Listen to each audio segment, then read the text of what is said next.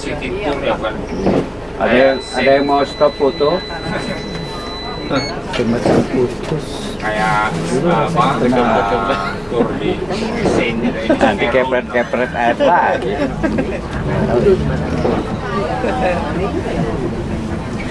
Tidak dilanjutin pembangunannya. Iya. Iya, tidak dilanjutin. Biasa. Waduh.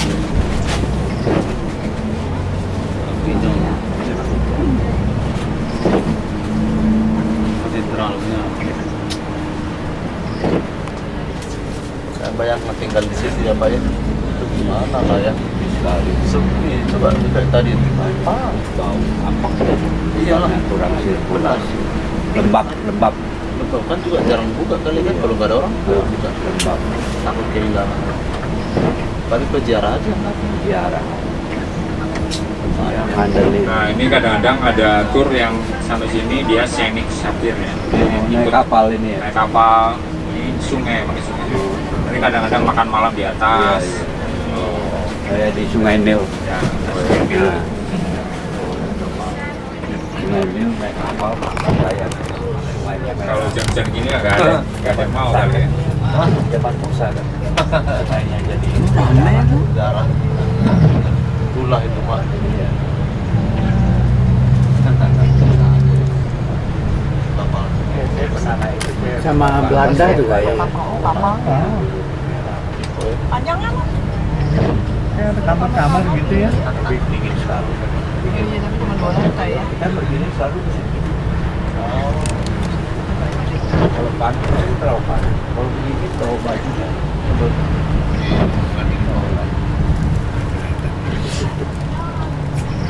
Kalau itu bawa ke besar. Tapi foto gitu.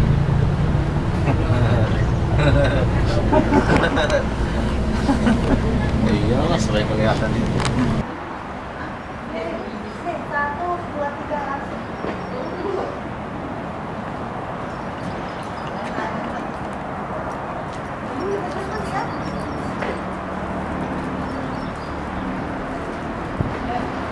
Ibu Murni sama Ibu Angel. Krimis terus, aduh. Ini Novotel ya? Hah? Novotel tapi rasanya Arkot ya? Novotel. Arkot ya tulisannya ya? Tahu. Nah, tengok mana? Oh itu Bu. Oh itu confidential line lah.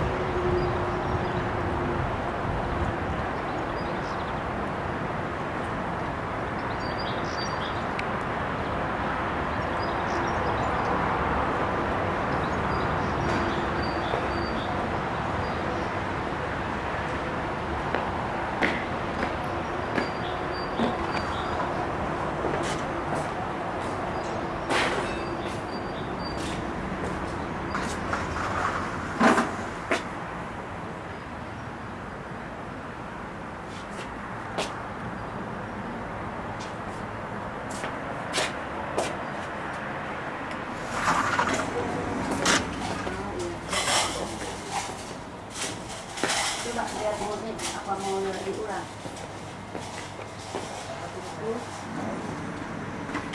Benar, sudah pas posisinya.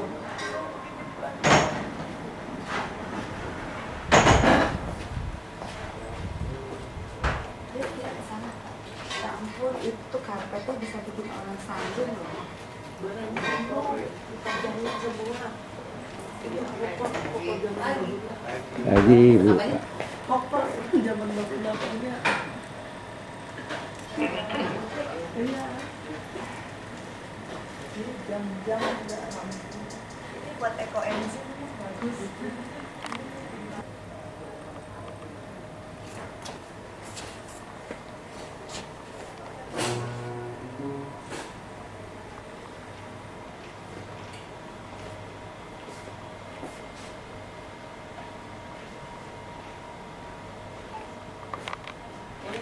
Kita tolong boleh Pak?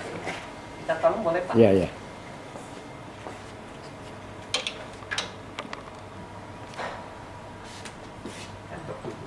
Situ radionya masih bagus. Dapat nggak? Cuman akunya jelek. Lampu dari bawah. Klik terus saya Nggak bisa begini. Ini. Dari situ ke situ. Iya. Ya, mudah-mudahan sampai situ ya. Masih Itu mau rumusnya. masih bagus itu ya. Makin lama Makin makin lewat. bagus. Iya, makin lama makin bagus katanya.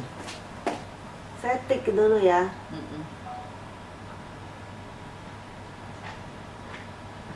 Kayaknya nggak dapet ya. Iya, zaman bahula. Iya. Ya, klik tutup. Ini anggurnya. Tunggu dia mau ulang.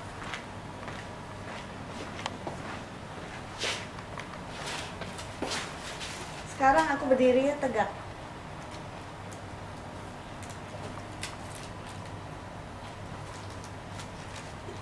Cantik Stop, banget. stop ya, stop.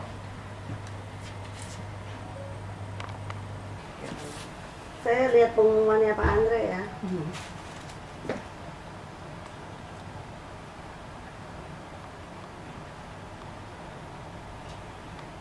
Selamat pagi Bapak Ibu. Mesin kasir kali ya, kasir itu ada angkanya. Dapat ini. Ini zaman apa tuh? Kalian zaman sekolah.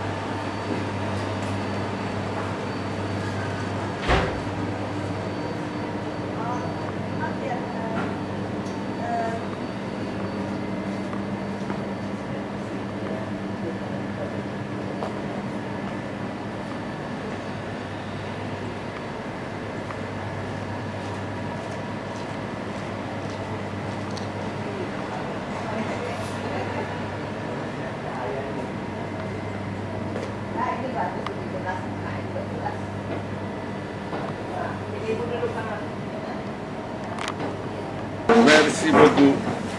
Bu Kris bisa main piano? Iya, bagus.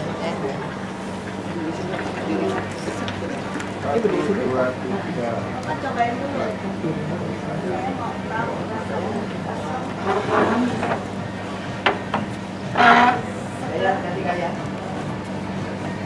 bisa diminumnya. Aku nggak bisa. Ayo. Nggak usah panorama sendiri aja. Emang udah boleh ngambil? Boleh. Kita ambil aja. Setengah badan ya Murni? Jangan satu badan. Ini sih foto-foto terus nih nanti. Loh, nggak bisa kok ngambil. Selatan ya.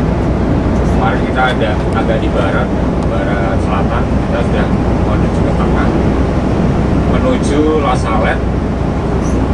Sebelumnya kita akan melewati kota Grenoble. Kota Grenoble ini dulu adalah satu keuskupan, di mana ketika Bunda Maria menampakkan diri pada dua anak, yaitu Maximin dan Gilot, Maximin Gilot dan Melanie, Maximin dan Melanie, usia anak-anak kecil, sama seperti usia tiga anak gembala di Pastorinos di Fatima. Uskup Grenoble yang menyatakan secara resmi dengan cepat bahwa itu adalah valid, artinya otoritas tempat sebuah penampakan dinyatakan valid itu memang dari waktu itu selalu dari Roma, tetapi otoritas daerah itu selalu akan mengajukan dan keuskupan setempat menyatakan itu sebagai valid. Nah, apa yang terjadi di sana, pesan-pesan Bunda Maria nanti ketika kita sampai sana akan dijelaskan lebih detail oleh, mungkin kita akan guide atau romo atau frater atau suster yang menerangkan lebih detail di sana. Nah, saya hanya ingin memberikan background ya. Kalau Bapak Ibu lihat penampakan Bunda Maria yang terjadi abad ke-19 itu sangat berdekatan. Ya, kita bisa merefleksikan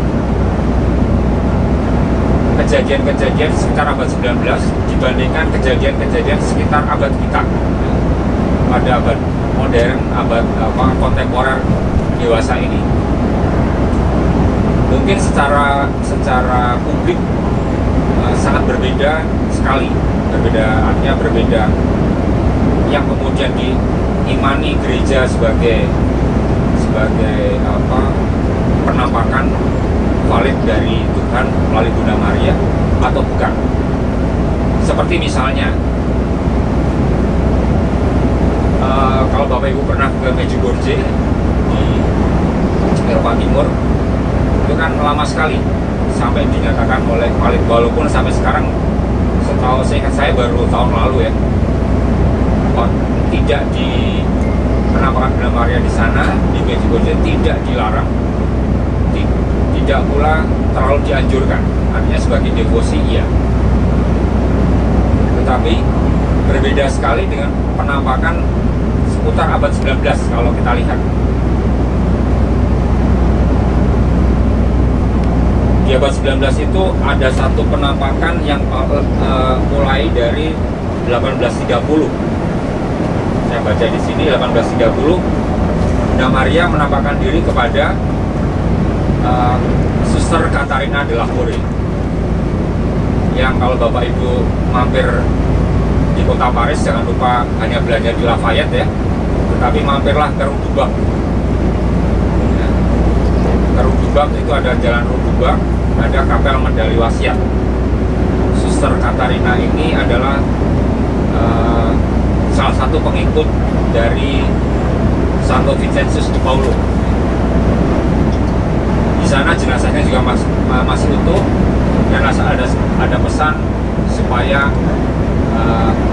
umat diajak untuk mengenakan sebuah medali. Kemudian itu 1830, 1846 Bunda Maria menampakkan diri di La Salette kepada dua anak, Maximin dan Melanie. Yang unik dari penampakan Bunda Maria, salah satunya yang menonjol adalah kalau di Lourdes Bunda Maria mengenakan selendang warna biru ya, di Fatima mengenakan mahkota, maka di La Salette Bunda Maria menangis. Nanti Bapak Ibu akan melihat patung Bunda Maria menangis, dan di sana beliau mengenakan ada dua simbol, yaitu palu dan tang. Tahu ya, tang ya, catut. Nah nanti apanya nanti akan kita lihat. Kemudian 1858, tidak lama setelah La Salette, Bunda Maria menampakkan diri kepada Bernadette Soubirous di Lourdes. Bunda Maria mengenakan selendang warna biru. Kita sudah merenungkannya ketika kita di Lourdes. Itu terjadi tahun 1858.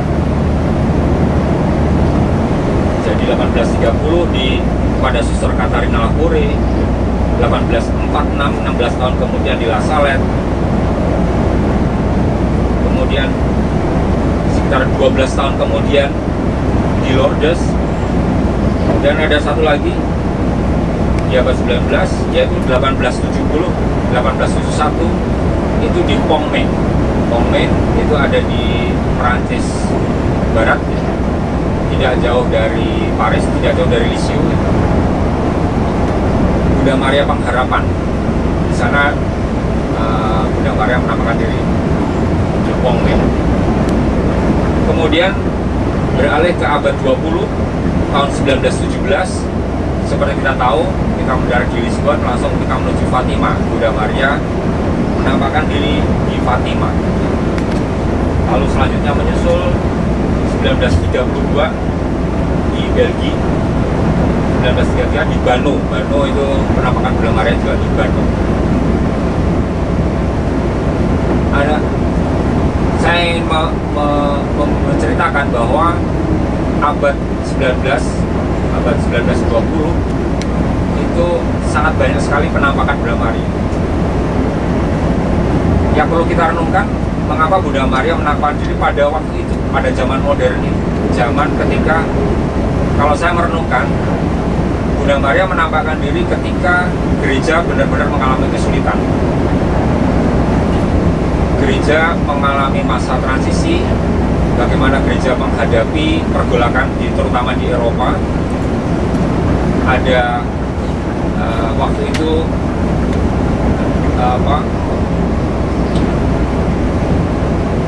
demokrasi mulai muncul, transisi dari kerajaan-kerajaan menuju demokrasi.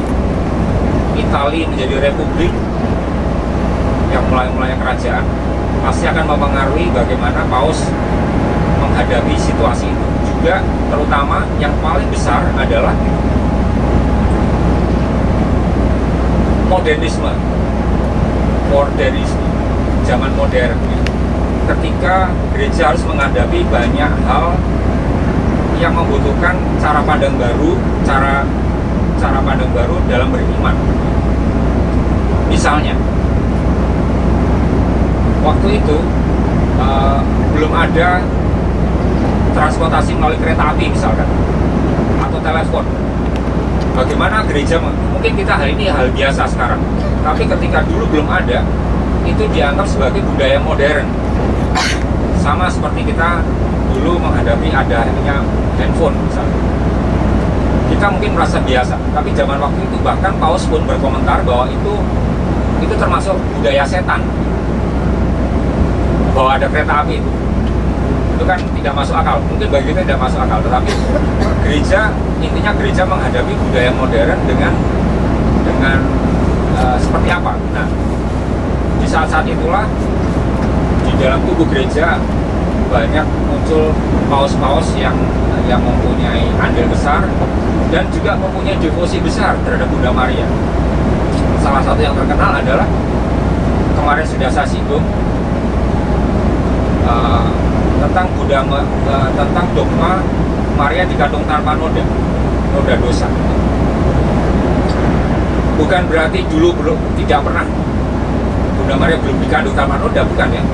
Seperti Bapak Ibu rayakan ketika tanggal 8 Desember kita memperingati Hari Raya Bunda Maria dikandung tanpa noda. Tetapi bahwa iman gereja itu semakin disingkapkan dan itu diafirmasi oleh penampakan itu. Diafirmasi. Seperti kita tahu, kemarin saya ceritakan bahwa Paus Pius ke-9 seorang devosan besar terhadap Bunda Maria. Beliau mendalami benar apa artinya yang diimani gereja pada awal yang disebut Theotokos, Bunda Allah. Bunda Maria adalah Bunda Allah. Waktu itu gereja mengalami perdebatan besar mengenai makna Theotokos. Kemudian ada gereja barat dan gereja timur. Tapi dari kesalehan Paus Pius ke-9 itu, maka muncul dogma Bunda Maria dikandung tanpa noda dosa. Tepat sebelum kejadian penampakan Bunda Maria di Lourdes. Jadi apa yang diimani gereja diafirmasi atau diafirmasi oleh penampakan Bunda Maria. Dan demikian selanjutnya di abad-abad berikutnya, karena penampakan Bunda Maria di La Salette ini terjadi sebelum penampakan Bunda Maria di Lourdes. Belum lagi gereja juga mengalami satu gempuran modernisme yang ditandai oleh komunisme Marxis. Kita tahu abad 19 ditandai oleh komunisme atau Marxisme. itu juga memunculkan bagaimana para paus mengajak umat tetap mempunyai cara pandang yang benar dalam beriman, dan sangat dibantu sekali, sangat dilindungi sekali dengan adanya penampakan Bunda Maria dan dogma-dogma atau ensiklik yang diterbitkan oleh paus pada waktu itu.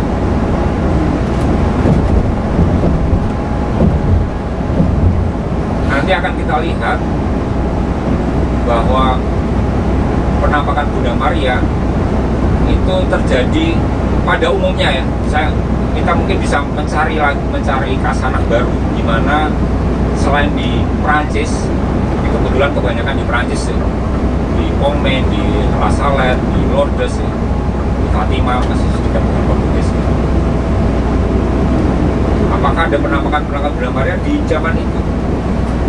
Tapi apa yang kita imani adalah bahwa Bunda Maria selalu melindungi gereja, maka Bunda Maria adalah Bunda gereja, dan itu diimani gereja sejak awal.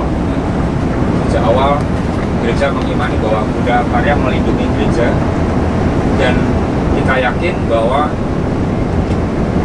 di zaman modern ini pun Bunda Maria juga pasti akan melindungi gereja.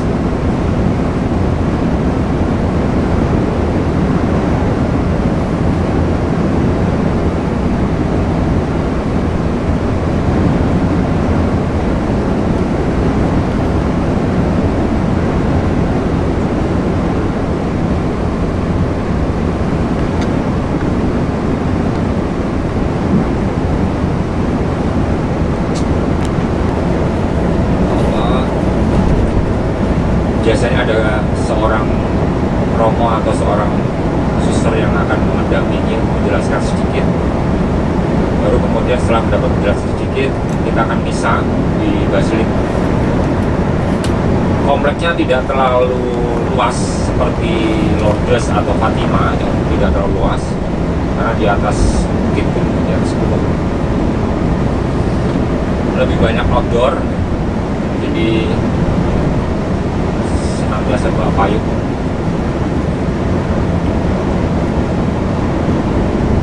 Setelah itu free ya. Kita boleh foto-foto, boleh doa di mana aja sampai malam. Nanti ada prosesi lilin biasanya juga. Sama. Pak, ini Notre Dame yang dulu pernah kebakaran bukan? Bukan, Ibu, itu di Paris. Oh, Paris. Beda. Ya, semuanya Notre Dame, Ibu. Notre Dame itu kan Buddha kami. Artinya Buddha Allah. Buddha kami. Notre Dame. Oh, Bapak Ibu di Paris itu Notre Dame. Ya. Notre Dame sebenarnya lebih banyak, sekarang lebih sering dibuat untuk acara-acara kenegaraan sebenarnya. Tahun lalu atau 2 tahun lalu ya sudah selesai diperbaiki setelah dari kebakaran. Di situ ada jalan salib juga, Pak? Seingat saya ada, tapi tidak mungkin agak simpel sih, nggak terlalu besar, tidak terlalu jauh, tidak terlalu besar. Tapi biasanya saya jarang melihat kelompok-kelompok mengadakan jalan salib di sana.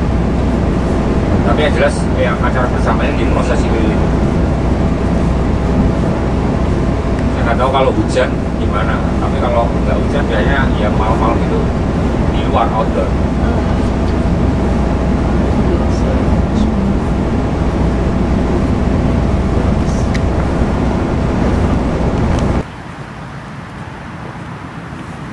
Video apa foto, Pak? Video. Halo, Pak. Makasih. Jadi sering kamu bercanda ya, Bang. Jadi kata dia masih 2 jam lagi nih kita nyampe. Ibu lapar ya.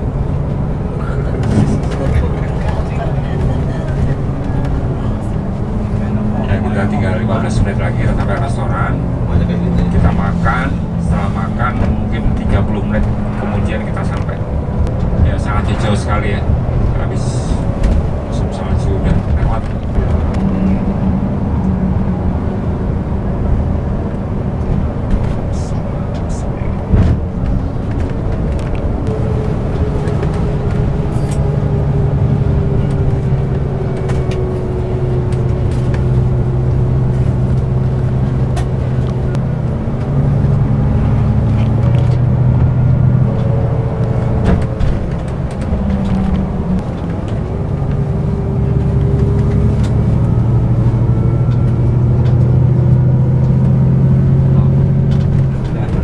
Where do you live? In the middle of nowhere.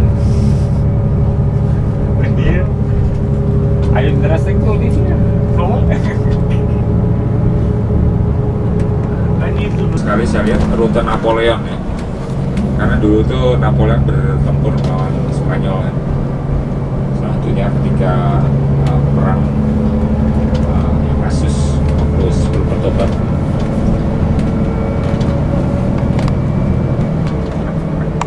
Di pegunungan Pirin juga ada rute Napoleon. Di sini sebutnya rute Napoleon.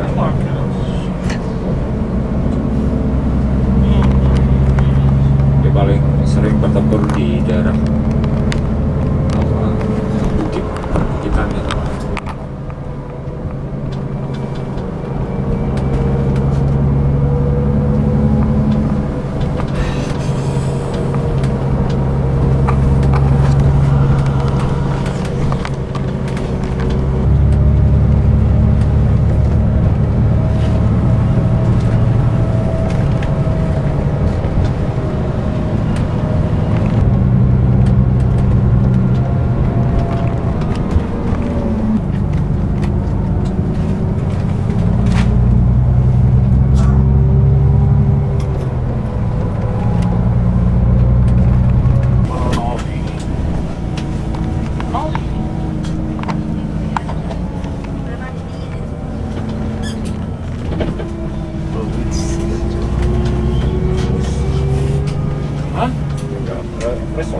Yeah, but I want to have place to stop, park. I don't know if you want to stay. No, because this is probably, you know what, yeah, close, no? No.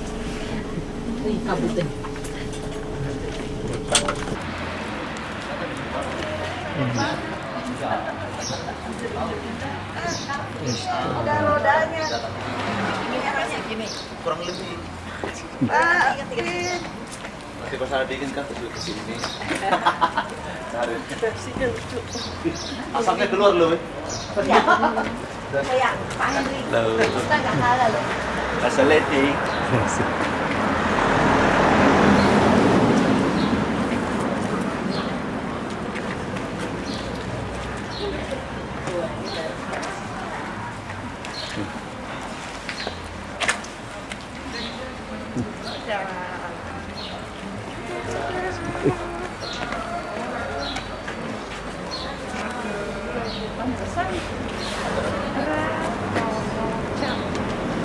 You are the best. Ini restorannya bagus nih. Ibu kira cina apa dulu? Jalan di mobil. Apa ini ketinggalan? Aduh, Cikim kalau nggak Udah Pak. Makan dulu lah Pak. Nanti udah bubar. Nanti sok. Dingin.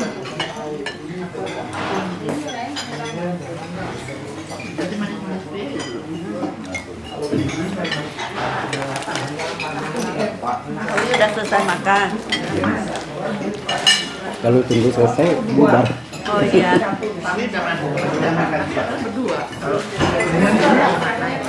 harusnya di sini kayak orang lain kan.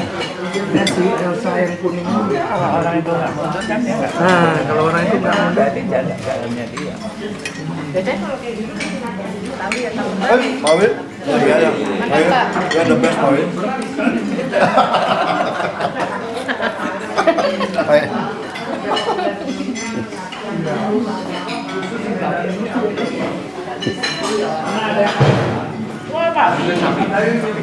Babi lebih apalagi Spanyol udah murah, malah ayam lebih mahal. Wah, iya bener. Karena karena mereka kan benar-benar bukan ayam ini kan. Kalau ini saya nggak mau ke Himalaya.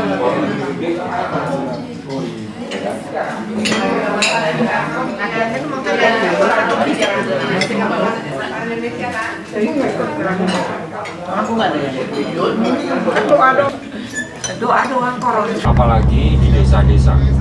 Jadi jangankan di kota malah sulit secara ekonomi ya, secara ekonomi. Jadi kalau kita baca detail pesannya, Bapak Ibu bisa cari ya, detail pesan Bunda Maria yang dikatakan pada dua anak itu,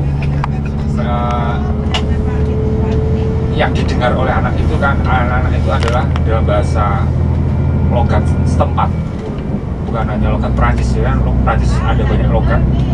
Bapak nggak ada dengar. Logat Patois ya. Loh, sudah dengar?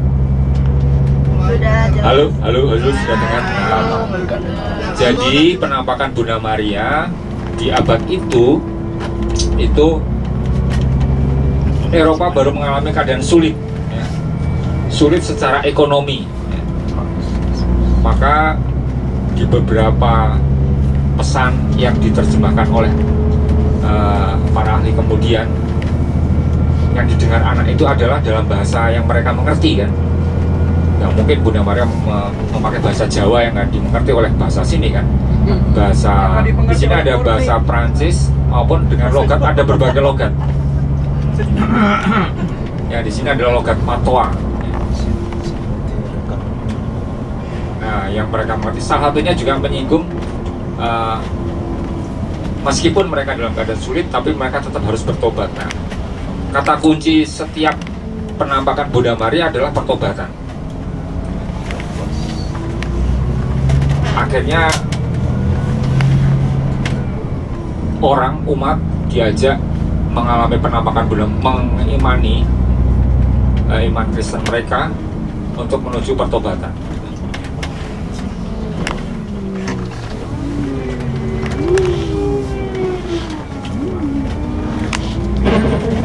Ada dua musliman.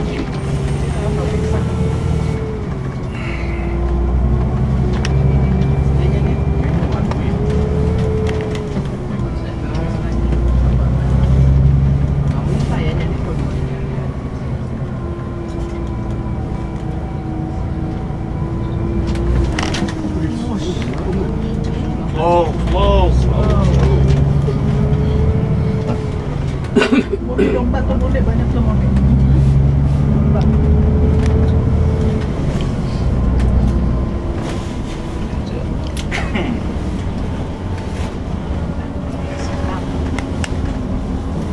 Dia pulang. Gantung, piles of grain. Kentang ini akan ditaburkan dari bumi. Itu artinya kan berarti mereka kesulitan sekali. Bahkan even di sebuah desa seperti ini aja, mereka akan makannya dari gandum dan kentang ya, dengan yang mereka makanan sehari-hari. Mereka aja kesulitan. Berdoalah dengan baik anak-anakku, dan engkau baik berdoa hanya dengan mengucapkan Bapa kami dan Salam Maria, dan lakukanlah dengan lebih baik, maka kamu akan diselamatkan.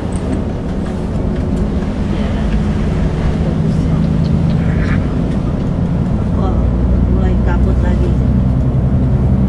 Kabut turun.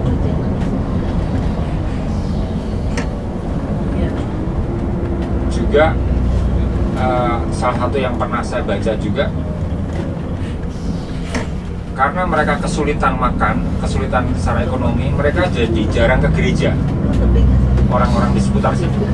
Nah, maka salah satu pesannya adalah mereka mengajak untuk kembali ke gereja untuk mengikuti perayaan Ekaristi, meskipun mereka mengalami kesulitan secara ekonomi.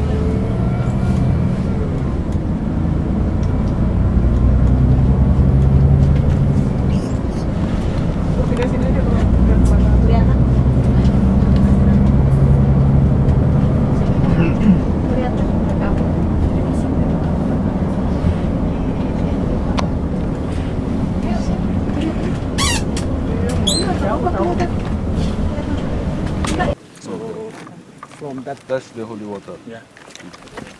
Mau ngambil air suci di sini ya. Dari mana tadi keluarnya? Dari sini. That water never dries up.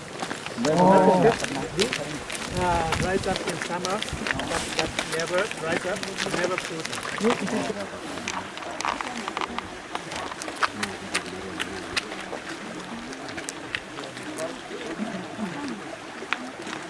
Have you ever heard about the story of the method of the Sunday observers? Another claim is a blasphemous language. So people use the blasphemous language. So people give, at that time, people gave up their faith. They never went to church. So that is a neglect of Sunday observance. So the lady said, I gave you 6 days to work. I kept the 7 for myself. But no one will give it to me. So, seperti tadi saya ungkapkan Bapak Ibu, baik saya Idris akan mengatakan mereka mementingkan kondisi ekonominya dibandingkan pergi ke Ekaristi. Maka pesan Bunda Maria, jangan melupakan Ekaristi di hari Minggu. Pesannya penting itu. Kalian sudah saya kasih waktu bekerja 6 hari, tapi kalian melupakan aku. So in summertime, only a few elderly women go to mass. The rest work on Sunday all summer long. In the winter, they don't know what to do because there will be a lot of snow around here. So they don't have to work, so they go to mass to make kind of religion. So in Lantern season, they go to the horses shop like dogs.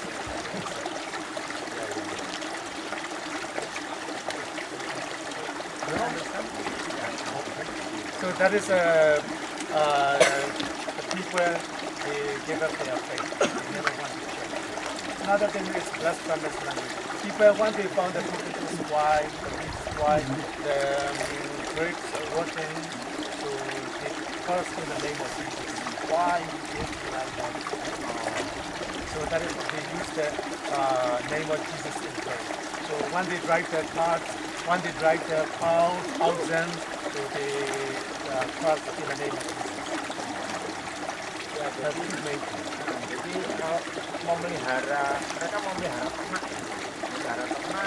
demikian, tapi mereka tidak memelihara iman mereka. So she was weeping bitterly. So she wanted us to come back to reconcile with God. Actually, her message was warning for us.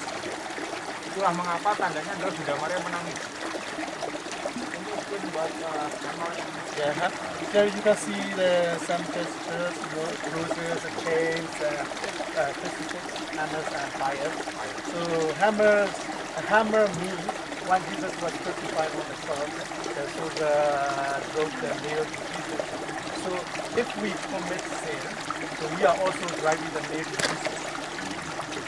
That is it represents the sin.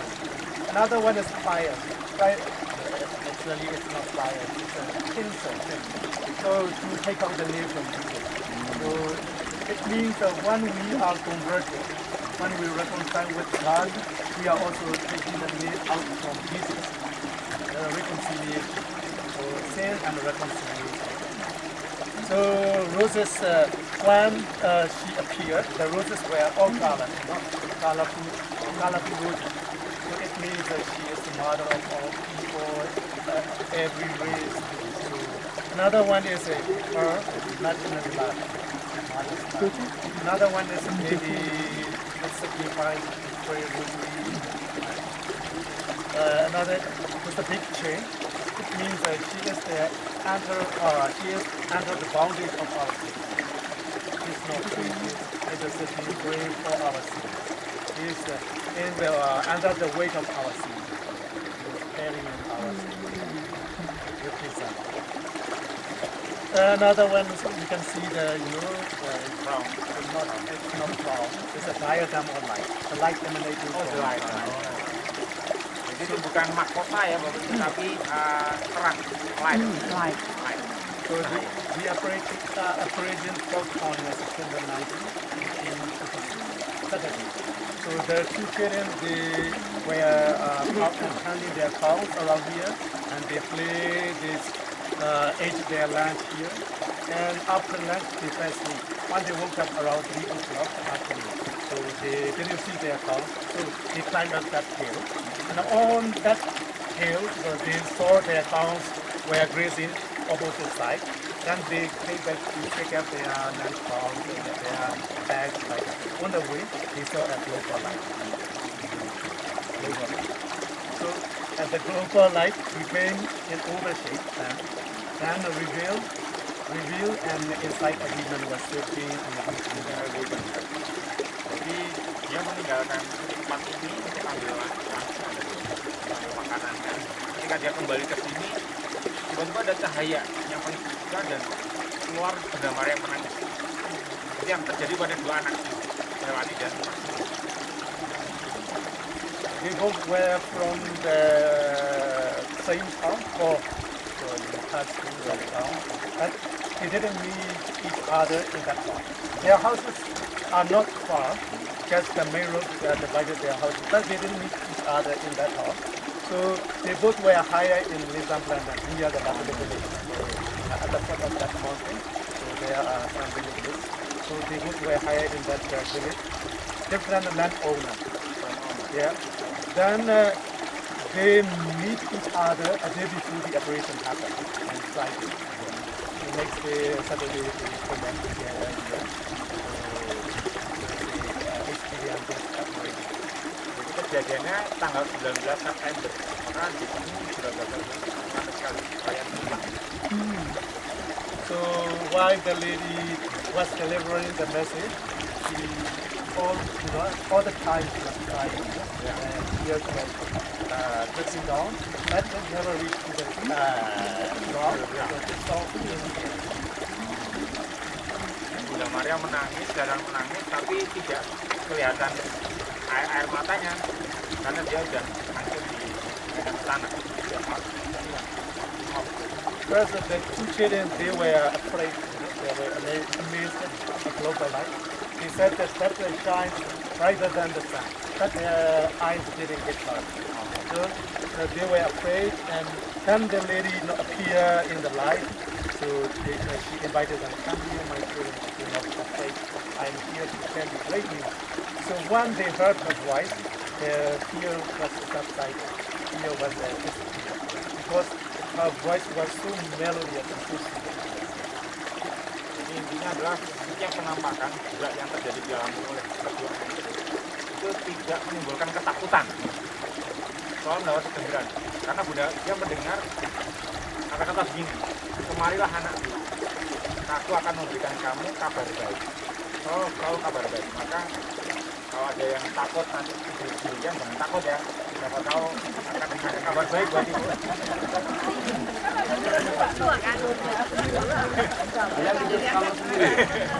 Driver.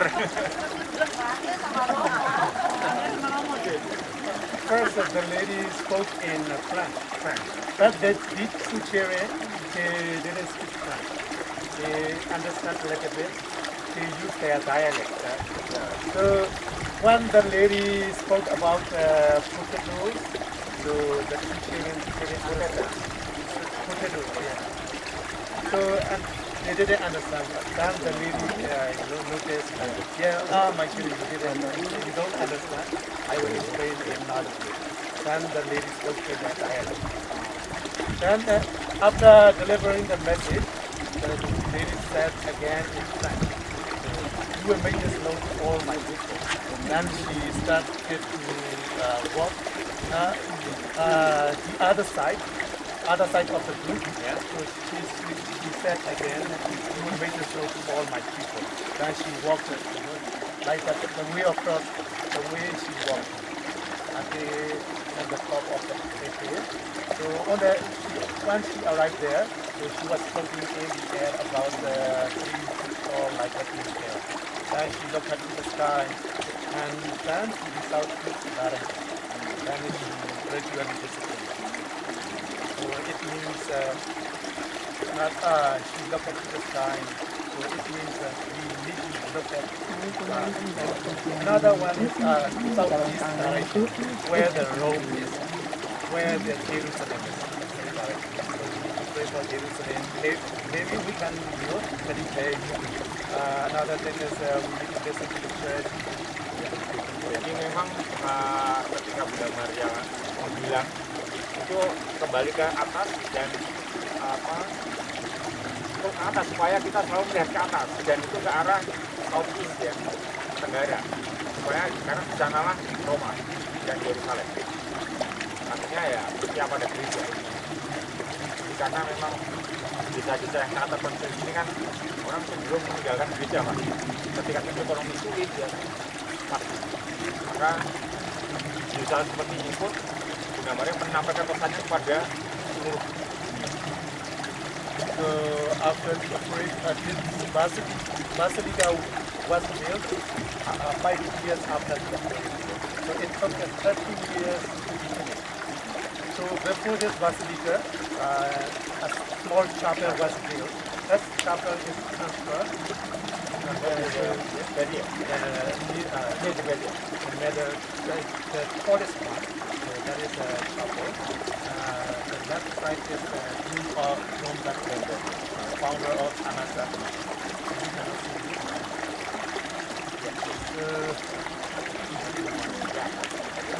Jadi awalnya di sini kapel ya. For your better understanding, you can take a handout. Handout Jerusalem. Ya. Oke. Nanti akan bisa Bapak Ibu ada pendekatan. Nah, ini tadinya kapel, kemudian didirikan kurang lebih 15 tahun kemudian kapel itu dipindahkan. Di dekat makam Father Betier. Betier itu adalah pendiri MSF. Itu Romo MS yang mendirikan MS. Oke, terjun ke DIP.